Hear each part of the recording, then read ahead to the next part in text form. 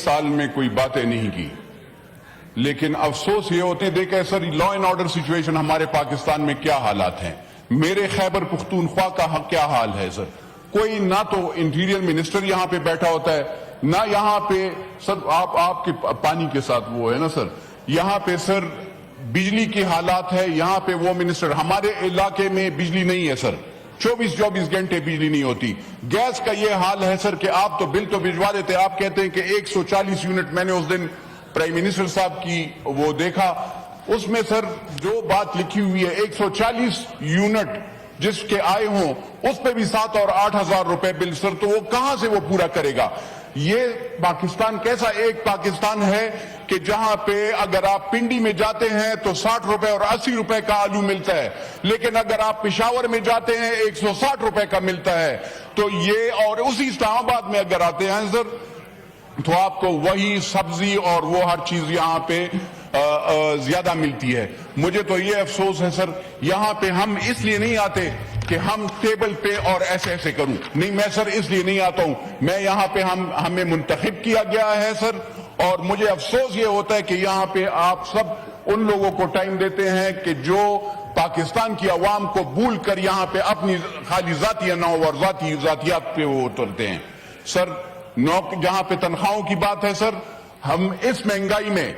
یہ تو آپ پارلیمنٹیرین کی بات کرتے ہیں، ہم کہتے ہیں کہ یہاں پہ جو جتنے بھی جو لوگ کام کرتے ہیں سر، یہ 60 اور 70 ہزار روپے پہ اب ان کے فیملیز کے گزارا نہیں ہوتا سر، یہ کہاں سے گزارا کریں گے؟ 60 ہزار روپے میں جب اس کا 20 ہزار روپے کا بجلی کا بل آئے گا، 10 ہزار روپے اس کا گیس کا بل آئے گا، جب اس کو دوائیاں وہ مہنگی وہ خریدے گا، 200 روپے کلو آلو لے گا، 500 روپے کلو چنے کا دال لے گا، تو سر وہ کہاں سے گزارا کرے گا؟ 565 روپے پہ وہ گھی کا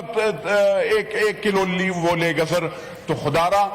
انصاف کریں یہاں پہ، اور مہربانی فرما کر سر اپنے جو وزراء ہیں گورنمنٹ کے، میں پرائم منسٹر صاحب سے ریکویسٹ کروں گا کہ فائنانس منسٹر، انٹیریئر منسٹر، ان کو یہاں پہ بیٹھنا چاہیے، انرجی کے منسٹر، یہ 4 تو ہیں سر، واٹر کے منسٹر ہمارے، مجھے پتہ ہے سر آپ بیٹھے، لیکن ہمیں وہ منسٹر چاہیے جو جواب دے ہیں، لا اینڈ آرڈر سے ہمارے شہید ہوتے ہیں جوان، یہ کدھر گئی یہ منسٹرز؟ روزانہ بلوچستان میں خیبر پختونخوا ہمارے فوجی، ایف سی، پولیس شہید ہو رہی ہے، روزانہ حملے ہو رہے ہیں، کیوں اس کا جواب نہیں دیا جا رہا؟ افسوس یہاں پہ یہ ہے سر، ہم یہاں پہ تنخواہیں میرے خیال میں اور اپنے پرکس اینڈ پریویلیجز کے لیے آتے ہیں یہاں پہ، تو سر یہ بہت افسوس کی بات ہے، اور میری آپ سے ریکویسٹ ہے سر، آپ سب سے ریکویسٹ ہے سر، آنریبل ایم این اے سے ریکویسٹ ہے، خدا را خیبر پختونخوا اور بلوچستان کی عوام پہ رحم کریں،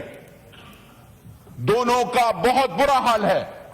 11 سال سے ہم ایک حکومت میں وہ ہیں، لا اینڈ آرڈر سچویشن سر، روزانہ لوگ اغوا ہو رہے ہیں،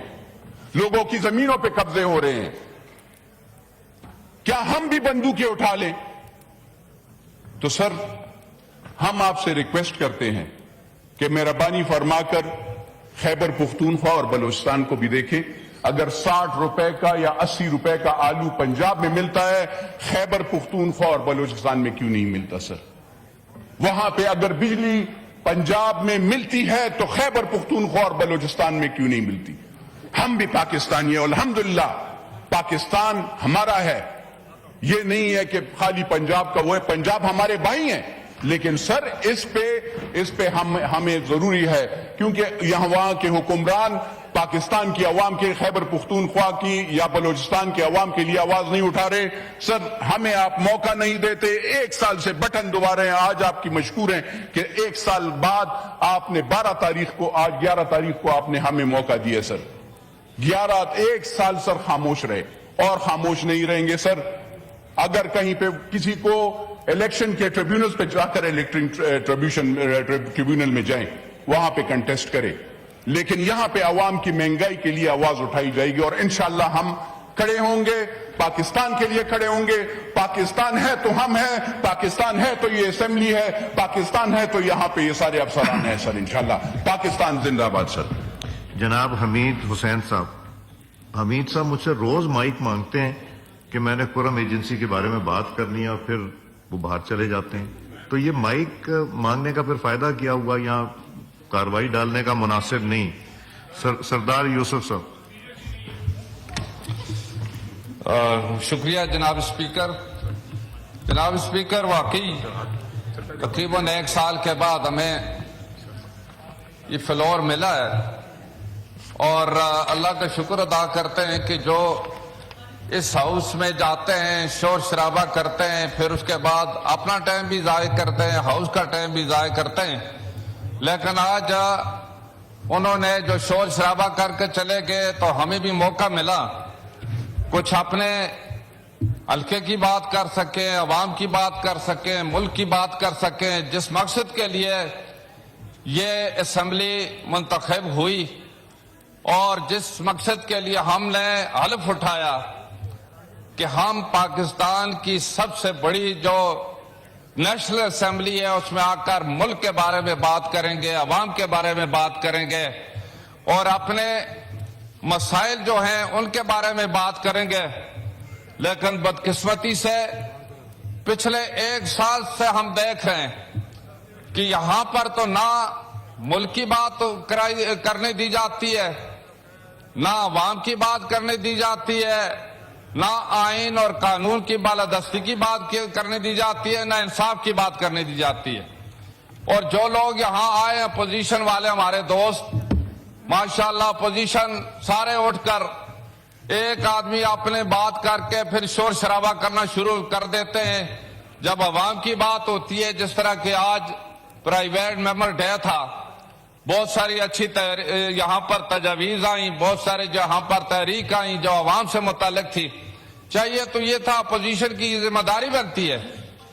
कि वो उसमें पार्टिसिपेट करते, अपनी तरफ से अवाम की कोई बात हो उसकी हिमायत करते,